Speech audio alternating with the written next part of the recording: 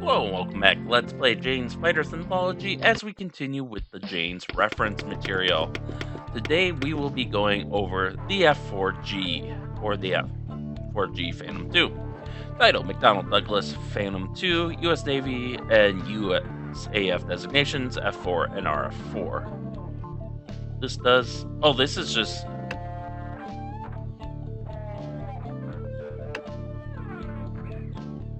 Okay, never mind, we won't be going over this. It does have a unique model. Yeah, I'll go over it, even though it's literally, like, at first I thought it would be different from the F4,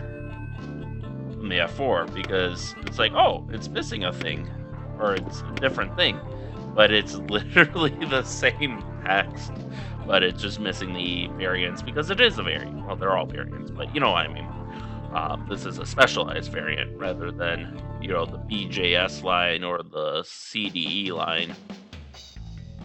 Alright, let's get this over with. Type twin-engine, two-seat, all-weather fighter aircraft. Program. The Phantom 2 was developed initially as a twin-engine, two-seat, long-range, all-weather attack fighter for service with the U.S. Navy. A letter of intent to order 2 prototypes was issued 18th of October 1954, at which time the aircraft was designated AH-1. The designation was changed to F-4H-1 26th of May 1955 with change of mission to missile fighter, and the prototype XF-4H-1 flew for the first time 27th of May 1958.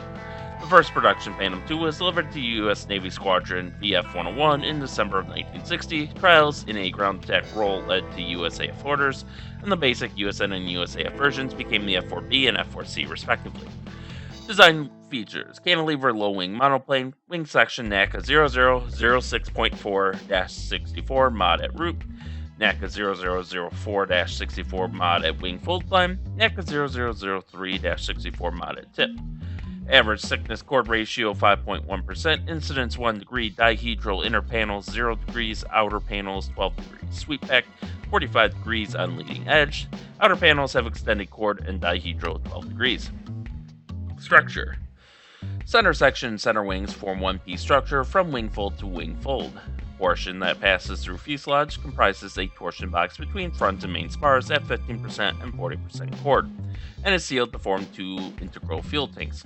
Spars are machined from large forging. Center wings also have a forged rear spar. Centerline rib, wing fold ribs, 2 intermediate ribs forward of main spar and 2 aft of main spar are also made from forgings.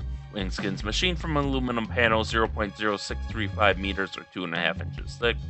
I don't know why they wouldn't just say like 6.35 centimeters instead of making it a decimal like that, but whatever.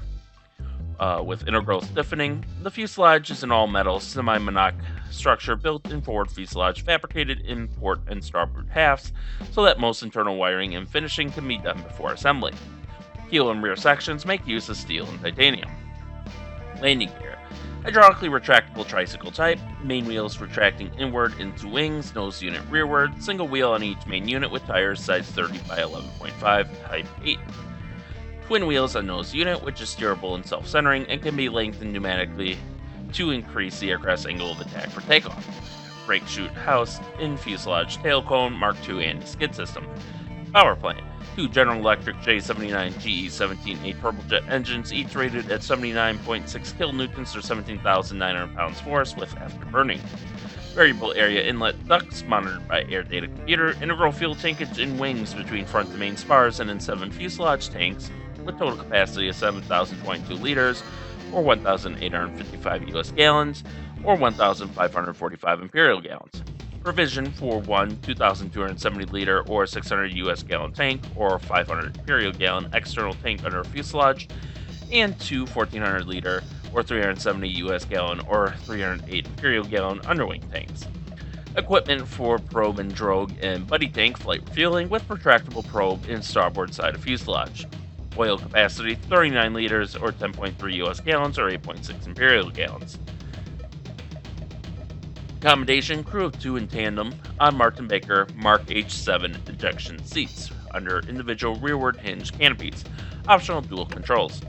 Armament: 4 Falcon, Sparrow, Sidewinder, Shrike, or Walleye missiles, or 2 Bullpup missiles on 4 semi-submerged mountings under fuselage and 4 underwing mountings. Provision for carrying alternative loads up to 7,250 kilograms or 16,000 pounds of nuclear or conventional bombs and stores on 7 attachments under wings and fuselage.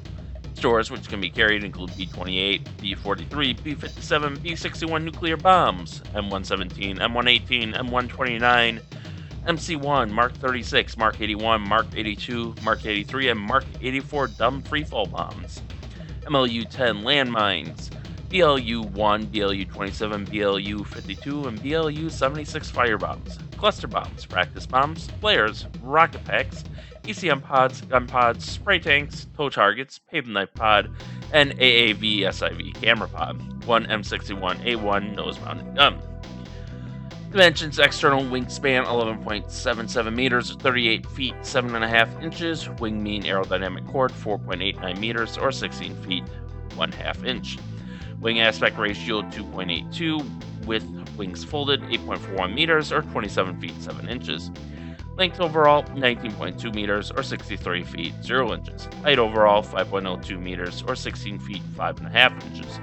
Weights and loadings: weight empty 13,757 kilograms or 30,328 pounds. Weight empty basic mission 14,448 kilograms or 31,853 pounds. Combat takeoff weight 18,818 kilograms or 41,487 pounds. Design takeoff weight 26,308 kilograms or 58,000 pounds. Max takeoff weight 28,030 kilograms or 61,795 pounds. Max landing weight 20,865 kilograms or 46,000 pounds. Max wing loading 569.2 kilograms per meter squared or 116.59 pounds per square foot. Max power loading 176.1 kilograms per kilonewton or 1.73 pounds per pound of force. Length 19.2 meters, height 5.02 meters, wingspan 11.77 meters, max takeoff weight 28,030 kilograms, max wing load 569.2 kilograms per meter squared, max level speed 1,266 knots, service ceiling 10,975 meters, takeoff run 1,338 meters, a landing run of 1,152 meters, and a max climb rate of 22,847 meters per minute. So here we can see this is the F-4G as rendered in-game. You'll notice the Air Force markings on it rather than the Navy markings on the F-4B and J. And you'll also notice that this, I believe, is supposed to be the gun pod. I'm going to check. Although I'm not sure if the F-4G was actually fitted with the gun itself. They might have had the pod, but it was empty or filled with other electronics. Let me check here. Actually, this might not tell me.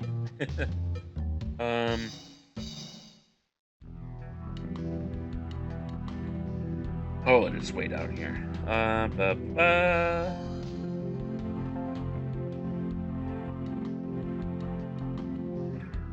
Here we go. Take the 1990 variant.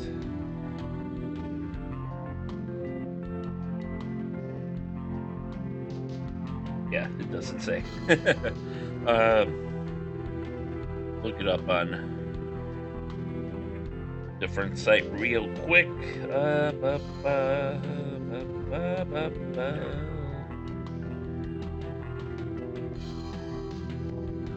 Come on.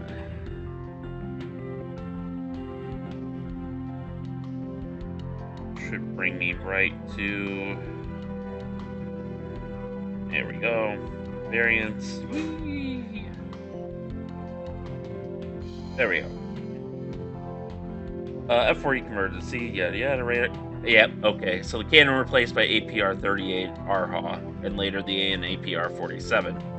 So this is the gun pod that the F-4J should have when you look at it. And I don't know why they didn't add it. It seems like a really easy thing to add.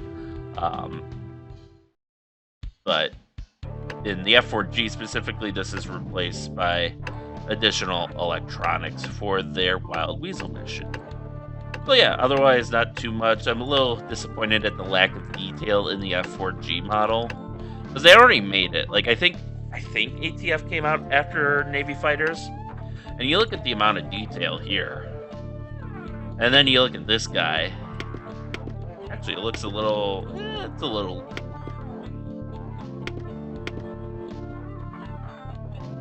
It's constructed a little differently. So, like, they made this thing from scratch, I guess.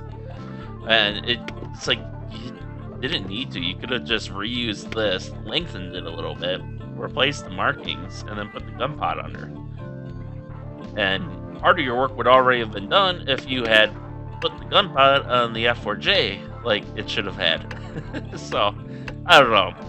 Maybe they had I'm sure they probably had a good reason for doing things the way they did. And obviously the lack of detail here is because in the ATF campaigns for this features, the F-4G is not a playable aircraft, so... but yeah, that's the F-4G, which is unfortunately, you can see right through it. There's like a seam there that is not... It's a lot more square. I think that's what's throwing me off. Bigger intakes, they're mounted higher. Even the wing looks mounted higher. The tail seems shorter, but that might just be because like the fuselage and everything else is bigger. Interesting. In any event, that is the F-4G overview, and I know it was a repeat of the F-4B. The only reason I even read it is so that this model could have its own... I mean, for as much as I'm spending on the other models, maybe that was a mistake, but that's interesting. Like, this is supposed to be the thing for the landing gear, but it's only on one wing, and then the other wing isn't even attached. Old games. But, I mean, this is what you get. I mean, it's really, none of this is really fully 3D, I don't think.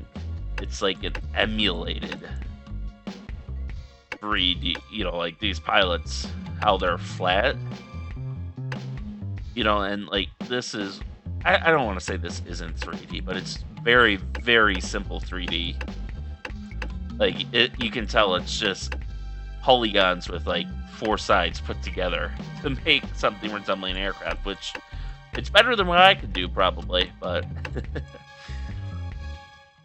alright, so with that being said, I think that'll be all for today. We're done with the Phantoms. No more Phantoms, because I'm not reading the same article again. So next time we'll be doing the F5E. And with that, thank you all for watching, and stay tuned for next time, and stay safe out there, and we'll see you then.